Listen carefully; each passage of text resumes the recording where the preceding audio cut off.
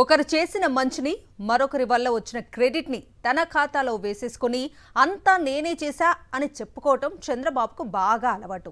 వేదిక ఏదైనా మొదట తన డప్పు కొట్టుకోవటం చంద్రబాబుకున్న హ్యాబిట్.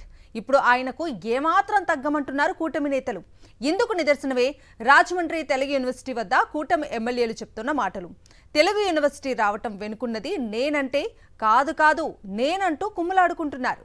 తెలుగు యూనివర్సిటీ రాజమండ్రిలో ఏర్పాటు అవుతుండడంతో ఇది తమ ప్రతిభేనంటూ టీడీపీ జనసేన నేతలు జబ్బలు చేర్చుకోవడం అనేక విమర్శలకు తావిస్తోంది. దివంగత ముఖ్యమంత్రి ఎన్టీఆర్ తెలుగు భాష ఔన్నత్యానికి ప్రతీకగా తెలుగు వర్సిటీ రాజమండ్రి సాహిత్య పీఠం ప్రారంభించి దశాబ్దాలు గడిచాయి. 10 ఏళ్లుగా రాజమండ్రి సాహిత్య పీఠం వైపు కన్నెత్తి చూడలేదు టీడీపీ జనసేన నేతలు. రాష్ట్ర విభజన జరిగిన తర్వాత పొట్టి శ్రీరాములు తెలుగు యూనివర్సిటీ హైదరాబాద్ ప్రధాన కేంద్రం కాగా రాజమండ్రి సాహిత్య పీఠం ఏకాకిలా మిగిలిపోయింది.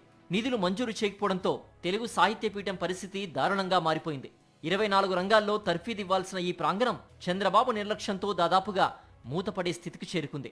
రాష్ట్రం విడిపోయిన 10 ఏళ్ల తర్వాత పూర్తిస్థాయి యూనివర్సిటీగా రూపుదిద్దుకోనుంది రాజమండ్రి తెలుగు సాహితీ పీఠం. దీంతో తాను చేసిన ప్రయత్నాల వల్లే వర్సిటీ రూపుదిద్దుకుందని మంత్రి దుర్గేష్ ప్రకటించుకుంటే, తాను నారా లోకేష్ను కలవడం వల్లే వర్సిటీ సాధ్యమైందని ఎమ్మెల్యే ఆదిరెడ్డి వాసు ప్రకటించుకున్నారు. మరోవైపు ఎప్పటినుంచో తాను చేసిన ప్రయత్నాల వల్లే తెలుగు యూనివర్సిటీ వచ్చిందని రాజమండ్రి రూరల్ ఎమ్మెల్యే గోరంట్ల బుచ్చయ్య చౌదరి చెప్పుకుంటున్నారు. 10 ఏళ్ల పాటు వర్సిటీ ముఖం చూడని ఈ నేతలు ఈ క్రెడిట్ తమదంటే తమదని ప్రకటించుకోవడం హాస్యాస్పదంగా మారింది. మేము తెచ్చాం అని చెప్పి ఆ క్రెడిట్ కొట్టేసి విధానమే చూస్తారు తప్ప ఒక నాయకుడి మీద ఒక నాయకుడు స్టేట్మెంట్గా. దాని ద్వారా గతంలో నష్టపోయిన విధానాన్ని కానీ, దాని ద్వారా మనం తీసుకురావాల్సిన విధానాలు కానీ ఒక కార్యాచరణ చెప్పలేకపోతున్నారు. విభజన జరిగాక మొట్టమొదటికి వచ్చింది చంద్రబాబు నాయుడు గారి ప్రభుత్వమే. ఆ రోజునే ఆయన ఈ యూనివర్సిటీ తీసుకురావాల్సినాడు. కావాలని కాలయాపన చేస్తాం.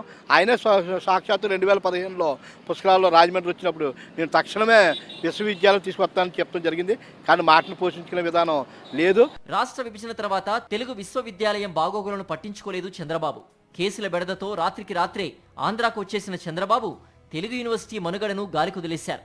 దీంతో హైదరాబాద్ కేంద్రంగా ఉన్న తెలుగు యూనివర్సిటీ నుండి రావాల్సిన నిధులు, ఆదాయం ఒక్క రూపాయి కూడా రాజమండ్రిలో ఉన్న తెలుగు సాహితీ పీఠానికి రాలేదు. 10th షెడ్యూల్ ఎప్పుడు పెట్టారు? రాష్ట్రాన్ని విభజించే సమయంలో ఈ రాష్ట్రానికి ఏమేమి ఇవ్వాలనేటువంటి నిర్ణయం జరిగింది. ఆ నిర్ణయానికి సంబంధించి వచ్చింది. ఇక్కడ నాయకులు అనైక్యత ఉందని అనడానికి ఇంతకంటే ఉదాహరణ లేదు. ఒక పక్కేమో బుచ్చి చౌదరి గారు తెచ్చారంటారు సీనియర్, రెండోది ఏమో వాసు గారు తెచ్చారంటారు. అబ్బాయి వీళ్ళిద్దరు కాదు నేను తెచ్చానంటారు దుర్గేష్ గారు. అంటే ముగ్గురు మూడు. మరి భారతీయ జనతా పార్టీ వాళ్ళు ఏమైపోయారు నాకు అర్థం కాదు. అది 10th షెడ్యూల్ ఇచ్చిన వాళ్ళు మేమే తెచ్చామని వారు చెప్పాలి కదా. పురంధరేశ్వరి గారు పాపం ఆవిడ చెప్పలేనట్టుంది. 33 ఎకరాల సువిశాల ప్రదేశంలో ఉన్న వర్సిటీ ప్రాంగణంలో ఎక్కడ చూసినా అభివృద్ధి కోసం వేసిన శిలాఫలకాలే దర్శనమిస్తాయి తప్పితే అభివృద్ధి మాత్రం కనిపించదు. ఇప్పటికైనా తెలుగు యూనివర్సిటీ క్రెడిట్ తమ ఖాతాలో వేసుకోవడానికి ప్రయత్నాలాపి అభివృద్ధి పనులు చేయాలంటున్నారు రాజమండ్రి వాసులు, తెలుగు భాషా ప్రియులు.